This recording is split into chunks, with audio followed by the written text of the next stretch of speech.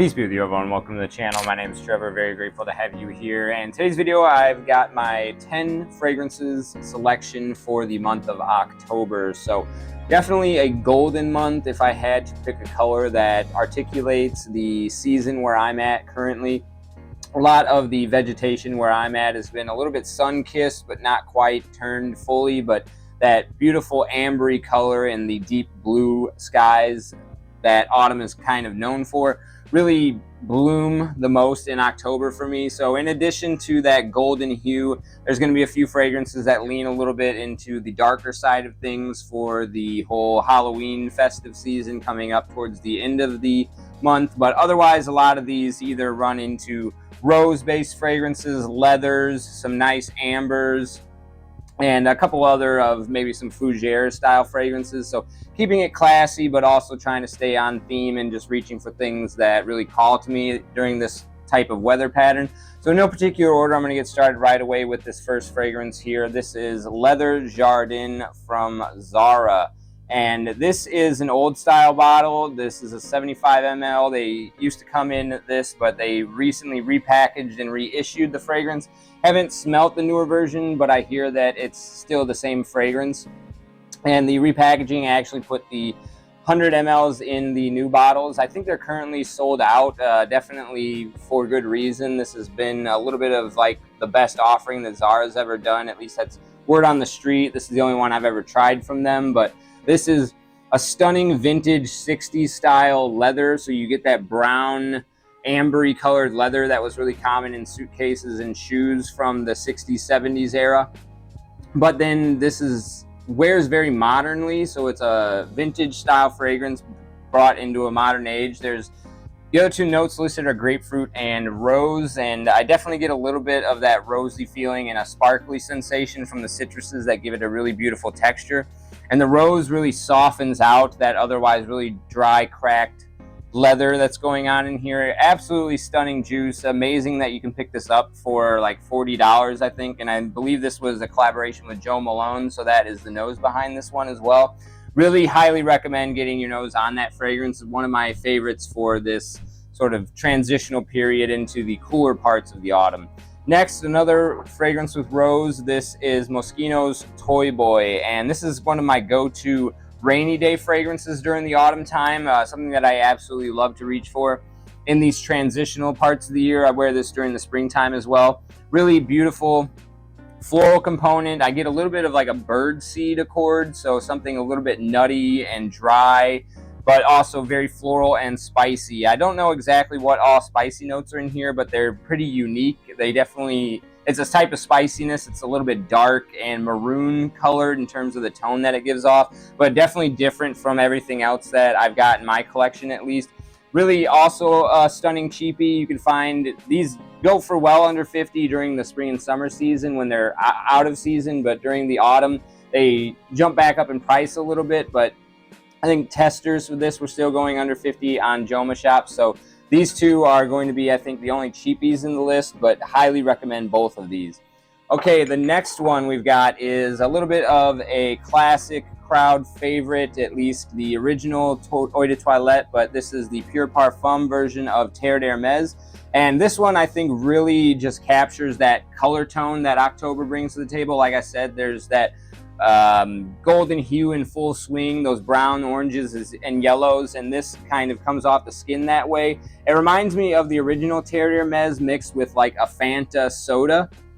So a lot of the dirtiness is removed, the earthy qualities that you got from the original vetiver in the Terre d'Hermès, and then this one cleans it up quite a bit, makes it a lot more digestible or approachable, I want to say. And like I said, that orange is really amped up into an almost candied style. It's not sweet, but it definitely has that very tart, overt kind of orange candy, orange soda vibe going on, but it still keeps that beautiful, classy, woody, and sort of earthy dry down, but it's just a lot more well polished than the original. Even though all of them are excellent choices, that's going to be the one that I'm going to be reaching for the most in October here. Next one, another one that kind of captures the essence of the woods and the dry air and the color tones of the month. This is Ombre Noire from Lalique. So Lalique is one of my favorite brands. I really just have a lot of gems from them in my collection. I love reaching for them. Usually very affordable. It's rare that they're not a cheapie, but this is one of the few instances. In addition to their premier line like Noire or Intemporel, but this is really, it very much reminds me of an autumn wood. I did a full review on this one, and I kind of said that the picture that this evokes for me is a little bit like when Jack Skellington is walking in the forest and he comes upon those trees with all the different holidays on them. This kind of reminds me of that clearing where you just are in like a Halloween autumnal wood, but there's a Christmas door opening and you can kind of smell the onset of that holiday wafting into the autumn, because there's a really nice lactonic fig in here. So you get this creaminess that's almost milky from the fig and that really nice fruitiness that juxtaposes itself with some extremely dry red cedar. Also reminds me of like a bag of red cedar wood chips when you're walking into like a Home Depot or a Lowe's, mixed in with that beautiful fig. Absolutely stunning juice, high quality, and it really captures the essence of the month of October for me. Both just everything from the juice color to the presentation to the color tones on this, the noir reference, just absolutely stunning stuff for a pretty affordable price. Like I said, just under $70, I think is the going rate for that one currently. Okay, and the next one I believe is my last technical designer, and then we're going to move into 4 niche and a private line fragrance. So last designer on this list, Sauvage Parfum. This is the 2017 reissue of the fragrance. I think they did a great job. I still love the 2012 version. That one's a little bit harder to find and I think more suited for winter, but this is a beautiful vetiver, lavender, citron, nice woody fougere. Definitely is a lot more leaning into that fern style fougere than a Barbasol shaving cream, although it kind of teeters between the two. It's not quite as clean and sharp as general barbershop feeling. There's also a unique black licorice sweetness going on in here. There's not that note listed, I don't think. I believe there was star anise in the 2012 note listing. But this is, if I had to have a signature scent in my entire collection of 500 or so bottles, this would be it. It is what I've worn at least some iteration of this to the delivery room for both my children. Plan on doing it if I can time everything right for my 3rd child. And just absolutely stunning juice. Another crazy offering for right around $100 at the discounters. Definitely something I'll probably be getting the most wear out of, and one of the few fougeres in my collection that I actually get complimented on. Okay, moving into we'll go ahead with the private label designer, and then we'll have 4 niche left over. Tom Ford's Oud Wood.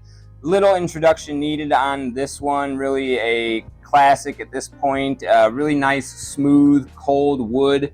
Reminds me of like wood polish, like the wood stain that you get and when you're doing some remodeling or furnishing up a house. This kind of just reminds me of that tarry brown color that you get out of that stain. A little bit of the sort of chemical washed wood in some sense, but in a very pleasant way. I know my brother Goldie Smellgood says this smells like paint. It definitely kind of evokes a little bit of that acrylic craft paint that I spent some time with as a child. But like I said, smooth is just the key word for this one. Smooth and polished. It just has this very nice, clean yet darkness about it that I think works well in October. The cleanliness goes perfect in the semi-warm weather that's still happening at the early onset of the month, but there's that darkness from that Western Oud in here that just makes this so delightful, as well as a little bit of sweetness. I think maybe rosewood is bringing in that sweet quality, as well as some cardamom. So you just get this very good, well-balanced fragrance from sweet to dark to smooth to cold. All these elements in perfect harmony here. And although maybe not the greatest longevity in newer issuances, formulations of that, I still get a good 4 to 5 hours, and that's perfect for me. I absolutely love that fragrance. And another one that I could easily wear as a signature scent. And then moving into the niche fragrances, I'll start off with the most affordable here. I think I saw 100 mLs of this going for like 75 on Joma Shop recently. This is Serge Lutan's Ombre Sultan, and this is kind of your typical amber fragrance, very amber forward. Something like Grand Soir might be more your speed. They kind of scratch the same itch. This one, however, I went with for October because there's a prominent oregano note in here, and that oregano brings this very dimensional aspect to an otherwise linear amber. The amber is very well done. It's got a little bit of this doughy texture, which I really don't care for usually in fragrances, but again, it's done here in a very airy way, and it feels very like it belongs to the amber. A lot of doughy fragrances feel bready or something that you've made with flour, but this definitely feels like it's part of like a resinous type of doughy quality. So very unique texture in this fragrance, something that I haven't really come across in anything else. And like I said, that oregano brings this fresh green culinary quality to this fragrance that for whatever reason just makes me think of being outdoors in an autumn wood a little bit. It kind of has that little bit of a dry quality while also fresh and alive still. Like the forest hasn't fully died off yet. There's still quite a bit of time till the onset of full-blown winter. And the orangish hue in both the juice and the scent profile of this fragrance, I think, just play very well into this sort of spooky holiday season. A lot of the festive spices and color tones and scent profiles that I would associate with, you know, maybe a cafe stand at a hayride or a pumpkin patch. Definitely Ombre Sultan kind of evokes that sort of landscape for me in my scent memories. And then finally, our last three niche here. This is a beloved fragrance of mine, pretty popular in the community. Recently had a flanker released for it, which I haven't gotten my nose on, but I hear this, the original, is the better of the two anyway. This is Jubilation 25 from Amouage. Now, I believe this is the most recent iteration of this fragrance. You have the name printed on the bottle down here. I think they had a couple of old versions that I hear were a lot better in terms of longevity, that had the name of the fragrance engraved on the neck here. So if you're looking to kind of score the best versions of Amouages, look for the ones with names engraved here without metallic caps. But this fragrance is perfectly amazing for me. I get a lot of mileage out of it, a lot of longevity. It lasts on me like 7 to 8 hours. I do go nose blind to most Amouages rather quickly, however, so that is something to take note of. I think maybe just because of the strong potency and the oils that they use, they're all very loud fragrances. But this one definitely, from the juice color to this little blue gem here on the cap, I think it sells the month of October better than any other fragrance in this list. This golden hue just reminds me very much of the leaves, and this sapphire gem up here reminds me of that little bit more navy hue that the color of the sky takes on as the autumn is kind of in full swing. So other than that, this is very much a sort of honey nectar-like scent profile. It definitely has this honey nectar texture about it as well, like slightly watery, syrupy honey.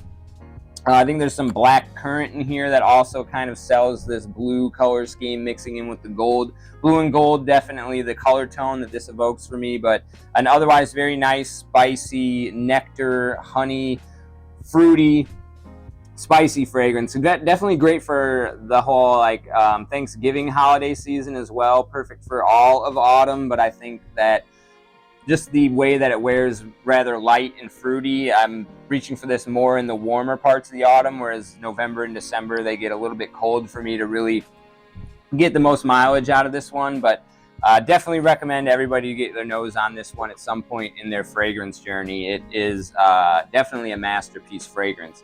And then these last two both feature the note of rose. One of them is rose dominant, and that is this one right here, Rose de Taif from Perris, Monte Carlo. This is the extrait version. Haven't smelled the non-extrait, but I hear that one is passable.